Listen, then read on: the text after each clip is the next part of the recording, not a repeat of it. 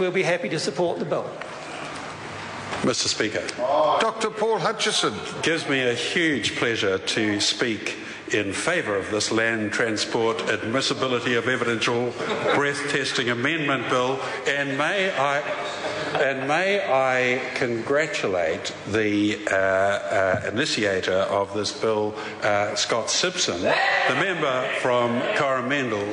This is indeed, well, look, maybe it was. So there's another government member to congratulate for this very good bill. And I'm also pleased to be standing to the right of the chairman of the Transport Select Committee, and I know that he will very ably ensure that the bill goes through the committee very expeditiously.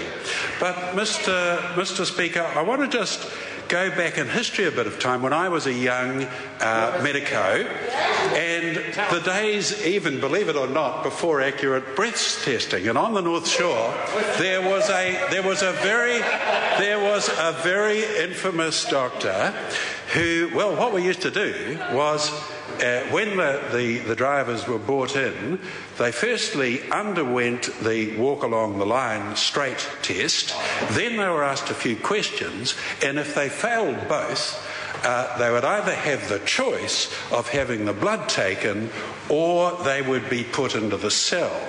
The very infamous doctor was infamous because he wasn't good at getting blood.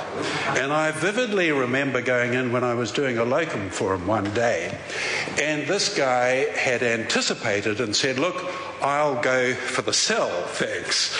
But he was very relieved to see me and said, look, I feel a little bit embarrassed now that I've opted for a night in the cell. If I'd known you were on, you're pretty slick at taking blood, I would have opted for the blood test and it would have saved me the night.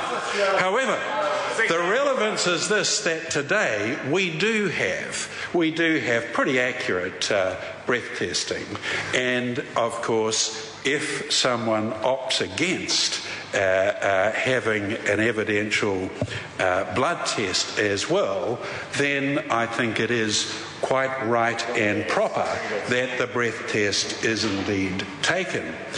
The issue of those that do have bad veins, and it's quite true that some number do have bad veins, whether they are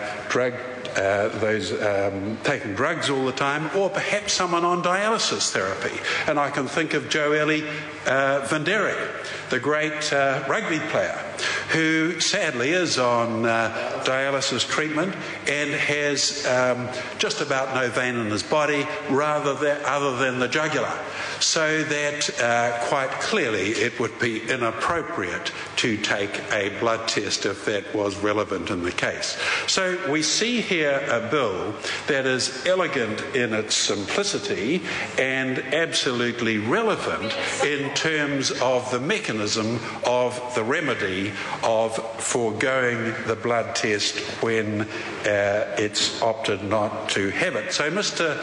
Speaker, I can say that I'm delighted to support it. I hope indeed New Zealand First, who sounded as though they were wavering a little bit a moment or two ago when I heard from them, they're not wavering, that's good. There's definitely a support from New Zealand First coming, and Mr.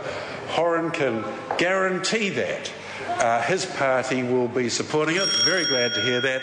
Mr. Speaker, this is an excellent bill.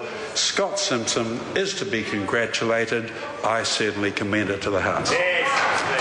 In reply, Scott Simpson. Mr. Speaker, it's a great pleasure to be concluding this introductory debate on my land transport